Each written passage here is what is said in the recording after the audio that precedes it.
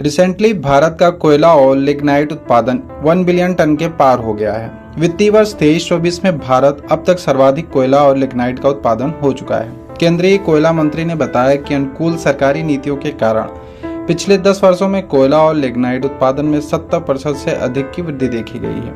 कोयला और लिग्नाइट उत्पादन की उपलब्धियों का क्या महत्व है? भारत में ऊर्जा सुरक्षित सुनिश्चित होगी।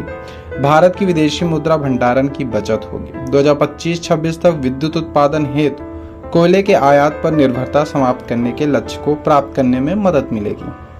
आइए जानते हैं कि भारत में कोयला क्षेत्रक की वर्तमान स्थिति क्या है। भारत के पास कोयले का 5वां सबसे बड़ा भूवैज्ञानिक भंडारण है। भारत दुनिया भर के कोयले का दूसरा सबसे बड़ा उपभोक्ता है। उत्पादन की दृष्टि से देखा जाए तो कोल इंडिया भारत में कोयले का सबसे बड़ा उत्पादक है। देश में कुल कोयला उत्पादन इसकी 70% हिस्सेदारी है। आयात के बारे में बात करें तो भारत के वित्तीय वर्ष 23-24 में 217 मिलियन टन कोयले का आयात किया। इस आयात में नॉन कुकिंग कोयले का हिस्सा 77% था।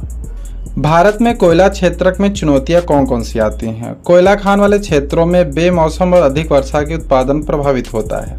विद्युत क्षेत्र के उपभोक्ताओं द्वारा बकाया राशि का भुगतान न करने के कारण भी कोयला उत्पादन प्रभावित होता है। कोयला क्षेत्रक में लगातार श्रम, औद्योगिक संबंधित से जुड़ी समस्याओं का सामना करना पड़ता है। कोयला खनन में भूमि अधिग्रहण और पर्यावरणीय मंजूरी प्राप्त करने के लिए चुनौतियां आ रही हैं।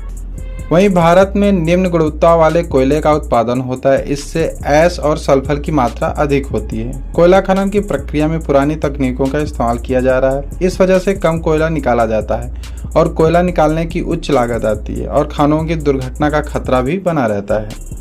अभी हाल ही में कोयले के क्षेत्र में किए गए मुख्य सुधार कौन कौन से हैं? कोयला खान विशेष सुधार अधिनियम 2015। इसका उद्देश्य था नीलामी प्रक्रिया में पारदर्शिता सुनिश्चित करना। खान और खनिज संशोधन अधिनियम 2021। इसमें लाइसेंस सह खनन प्रोसेसिंग लाइसेंस कम माइनिंग लीज संयुक्त रूप से किया गया। कैप्टिव माइनिंग व्यवस्था को समाप्त करना। यह कदम वाणिज्यिक खनन को बढ़ावा देने और अधिशेष उत्पादन की बिक्री की अनुमति देने के लिए उठाया गया है। कैप्टिव माइनिंग व्यवस्था में कंपनी को उत्पादित कोयले का केवल अपने उपयोग के लिए इस्तेमाल करना होता था, वे इसे बेच नहीं सकती थी। सिंगल विंडो मंजूरी की सुविधा। इसका उद्देश्य कोयला खदानों में उत्पादन को चालू करने की प्रक्रिया को सुव्यवस्थित और